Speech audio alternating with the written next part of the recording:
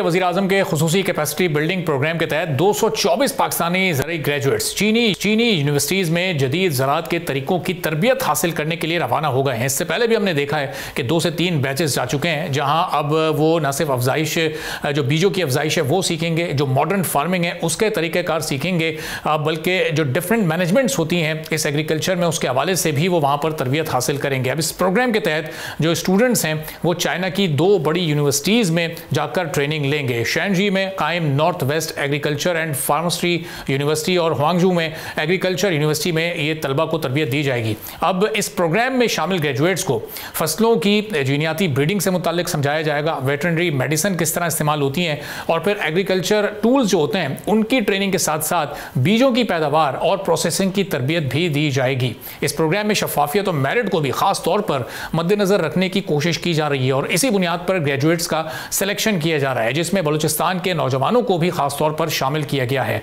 Federal minister for food security Rana Tanveer Hussain के मुताबिक इन graduates की वापसी पर वो पाकिस्तान में जदीद मौसमियाती हर लिहाज से मौजूद ज़राई टेक्निक्स को मुतारिफ करवाएंगे, जिससे फिर हमारी एक्सपोर्ट में नुमाया इजाफा हो सकता है और पाकिस्तान और चाइना के ताल्लुकात को भी मजबूत बनाने में मदद मिल सकती है। अब ये प्रोग्राम पाकिस्तान के लिए कितना फ्रूटफुल है और ये 1000 लोग, अभी तो ये 224 लोग गए, इसके बाद भी कुछ जाने, कुछ पहले भी जा चुके हैं, तो ये मजमूई तौर पर 1000 लोग जब चाइना से लेटेस्ट टेक्नोलॉजीज़ की ट्रेनिंग लेकर वापस आएंगे तो यहाँ मौजूद किसानों को वो कितना ट्रेन कर सकेंगे। और इस वक्त जो कुछ किसानों के इंटरनल मामलात हैं, जो चैलेंजेस हैं, उस पर भी हम बात करेंगे। काजिम सईद साहब हमारे CEO हैं पाकिस्तान एग्रीकल्चर काउंसिल के। काजिम साहब, बहुत शुक्रिया प्रोग्राम के लिए, आपने वक्त निकाला। अब ये इस वक्त हम देख रहे हैं बैच वाइज 250-250 करके लोग चाइना जा रहे हैं और वहाँ से ये लेटेस्ट टेक्नोलॉजी सीख कर आ रहे हैं। इससे इनका स्किल सेट कितना इन्हांस हो रहा है, क्या तब्दीली ला सकते हैं हमारे एग्रीकल्चर सेक्टर में?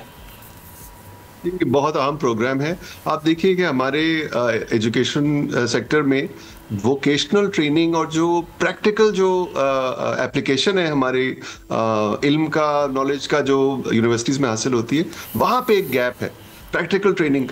तो ये 3 से 6 महीने की जो ट्रेनिंग के प्रोग्राम्स हैं, इनसे बिल्कुल जो लेटेस्ट टेक्नोलॉजी है वो हासिल करना इन स्टूडेंट्स के लिए मुमकिन होगा। और जो ये गैप हमारी मईशत में है, एग्री इकॉनमी में है, उसको फिल करने के लिए मेरे ख्याल से ये बहुत मौजू इक़दाम है। पाकिस्तान में जिस सतह पे कॉरपोरेट सेक्टर के भी प्लेयर्स अब दिलचस्पी ले रहे हैं, नए प्रोजेक्ट्स सामने आ रहे हैं, लार्ज स्केल इन्वेस्टमेंट्स को प्लान किया जा रहा है, उसके लिए इस तरह की जो ट्रेनिंग है, इस ट्रेंड ह्यूमन रिसोर्स की बहुत ज़रूरत है। आई थिंक हमें ये भी देखना है कि इन यंग लोगों के लिए अपॉर्चुनिटीज़ वो कहाँ होंगी ऐसी जो उनको पाकिस्तान में खुद भी तरक्की कर सकें और पाकिस्तान की तरक्की में भी अपना हाथ बटा सके। तो मेरे ख्याल में तो ये बहुत मौजूद इक़दाम है। और काजिम साहब, ये चूँकि हम सीड रिसर्च में बहुत पीछे रह गए, आज भी हम 25-30 साल पुरानी टेक्नोलॉजीज़ अपने बीजों के मामलात में इख्तियार किए हुए हैं और जो हमारे रिसर्च सेंटर्स हैं उन्होंने वक्त पर रिसर्च नहीं की, संजीदगी नहीं दिखाई, जो हमारे इदारे हैं शायद उस अंदाज से उन्होंने काम नहीं किया जिस चाइना या दीगर मुल्कों ने अपनी इकॉनमी और फिर एग्रीकल्चर को एनहांस करने के लिए किया। तो इससे हमें अपनी जो हमारा बीज प्रोसेसिंग है, जो उसकी रिसर्च है, जो लेटेस्ट टेक्नोलॉजीज़ हैं, ये हेल्प हमें मिल सकेगी कि हम भी फिर दुनिया से कॉम्पीट कर सकें अपने एग्रीकल्चर सेक्टर में?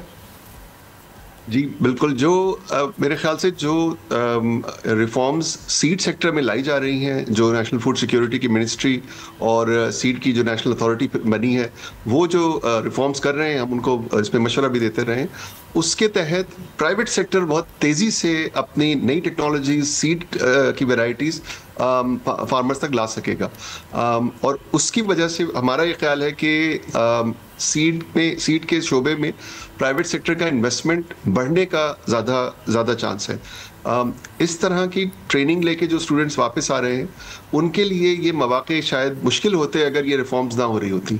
और मैं कहूँगा कि जो हमारे रिसर्च के इदारे हैं उनको वो वसाइल उस तरह से नहीं दिए गए।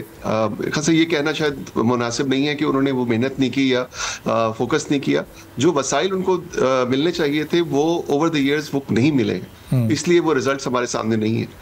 लेकिन प्राइवेट सेक्टर को अगर हम मौका दें तो वो वसाइल बहुत तेज़ी से सामने आ सकते हैं और इस तरह के ही ह्यूमन रिसोर्स है जो हमें इस तरह की कंपनीज में चाहिए। तो आप कासिम साहब, मैं बात अर्ज करूं, जी जी बिल्कुल बिल्कुल, कि सिर्फ ये सीट के लिए ट्रेनिंग करके नहीं आ रहे हैं स्टूडेंट्स। ये प्रोग्राम्स इससे बहुत ज्यादा वसी कैनवस है, 12-13 शोबे हैं, इंक्लूडिंग लाइफ स्टॉक, जो एग्रीकल्चर का 60%, जीडीपी का 60% है। लाइफ स्टॉक से भी रिलेटेड ट्रेनिंग, हॉर्टिकल्चर से रिलेटेड ये कई और शोबे भी हैं, मैकेनाइजेशन से मुतालिक, जिसमें ये स्टूडेंट्स स्किल्स डेवलप करके वापस आएंगे।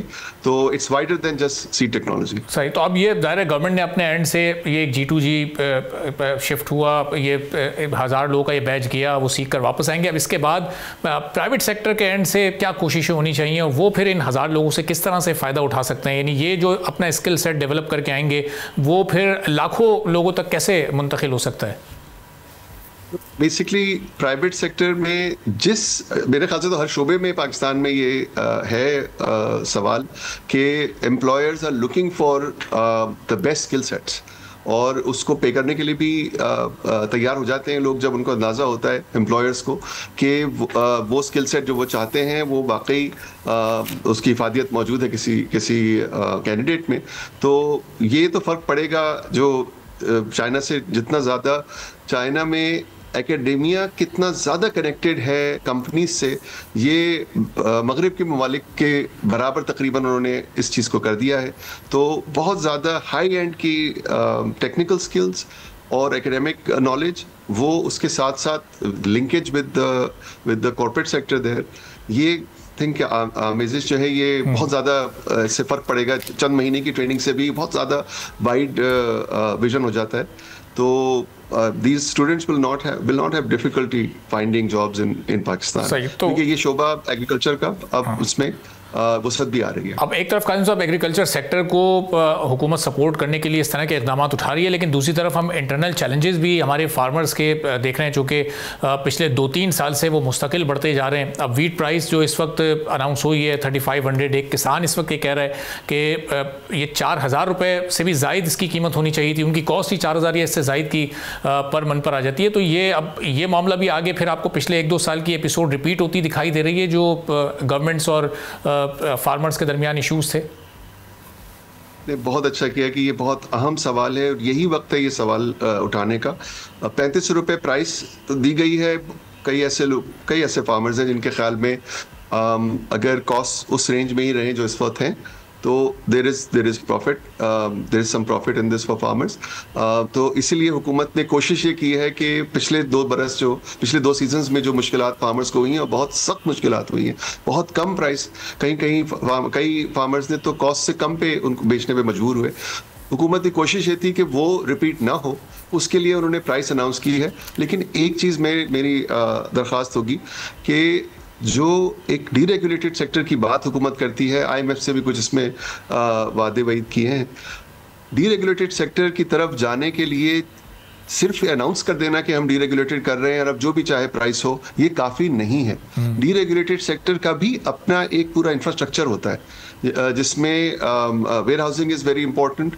उसके अलावा डिजिटल ट्रेडिंग होती है, जो आज आप किसी भी स्टॉक मार्केट में चले जाएं और सेक्टर्स में चले जाएं, डिजिटली ट्रेड होती हैं चीज़ें। आम सारिफ भी तराज.com पे जाके चीज़ें बेचता है। तो ये निज़ाम बहुत पहले ये इंट्रोड्यूस हो जाना चाहिए था पाकिस्तान में। हमारे किसानों को इससे बहुत फ़ायदा हो सकता है, लेकिन ये वक्त है इस तरह का एक 3-4 बरस का शायद ये पीरियड गुजरे जिसमें इस सिस्टम को खड़ा किया जाए। वो बहुत अहम है कि हुकूमत उसमें एक हिकमत अमली बनाए और प्राइवेट सेक्टर को सरमायाकारी की तरफ राग़िब करे, ताकि किसानों को सबसे अहम चीज़ मैं अर्ज़ करूं कि जो हम सबको ही तकलीफ होती है कि किसान को वो कम कीमत मिली, आगे जाके रोटी जो है वो आम शहरी के लिए महंगी हुई, बीच में मुनाफा किसने कमाया? स्पेक्युलेटर ने। ऐसे लोगों ने जिनका कोई ताल्लुक नहीं है ना गंदम को पैदा करने में, ना उसकी प्रोसेसिंग में, जिसके पास भी सरमाया कहीं से कुछ आ गया और एक गोदाम उसको कहीं से मैसर हो गया, वो उसमें से कमा लेता है।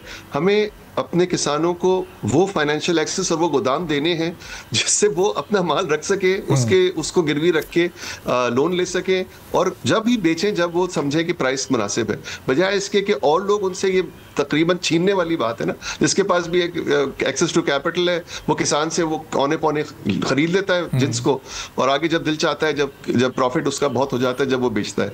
ये गैप बीच में हमें कम करना है। तो काजिम, ये जो इंफ्रास्ट्रक्चर आप बता रहे हैं डीरेगुलेशन के बाद का, ये फिर इसको बनने में कितना अरसा लगेगा, कितने अरसे में ये स्मूथ हो सकेगा और फिर ये किसानों के लिए ज़्यादा फायदेमंद होगा यकीनी तौर पर? बिल्कुल, ये दुनिया में जो मैच्योर एग्री इकोनॉमीज है उन सब में इस तरह का इंफ्रास्ट्रक्चर होता है और हम पिछले 5, 6, 7 साल से इस इंफ्रास्ट्रक्चर को एक पायलट लेवल पे काम होता रहा है। इसको इलेक्ट्रॉनिक वेयरहाउस रिसीट्स का निज़ाम कहते हैं और इस पे फेडरल गवर्नमेंट ने बहुत मेहनत की है, जिसमें गवर्नमेंट ऑफ पंजाब ने भी इस साल काफ़ी ज़्यादा मेहनत करके एक पायलट किया था। जो इंटरनेशनल एक्सपर्ट्स आते रहे हैं पाकिस्तान पिछले चंद बरस में और वो देखते हैं कि कितनी ज़्यादा इस पे रेगुलेशंस, तैयारी सब कुछ हो चुका है, प्रूफ ऑफ कॉन्सेप्ट हो चुका है। वो ये कहते हैं कि आप 3 से 4 साल में एक वर्ल्ड क्लास इंफ्रास्ट्रक्चर खड़ा कर सकते हैं।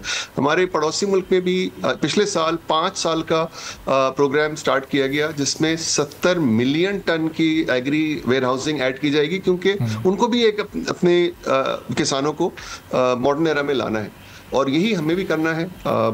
आम किसान के पास ये है ही नहीं फैसिलिटी मैसर कि वो अपने जिन्स को किसी गोदाम में रखवा के उसके एवज ले ले, बैंक से लोन ले ले और जब वो प्राइस चढ़े उस वक्त वो अपनी आसानी से उसको बेच सके और वो उसको प्रॉफिट मिले।